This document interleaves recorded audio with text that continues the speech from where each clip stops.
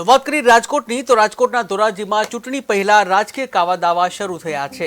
ત્યારે ધોરાજી આમ આદમી પાર્ટીના 28 ઉમેદવારોએ અજ્ઞાત સ્થળોએ ખસેડ્યા છે। ઉમેદવારોને જ્યાં ફોર્મ પરત ન ખેંચે તે માટે અજ્ઞાત સ્થળે લઈ જવામાં આવ્યા છે।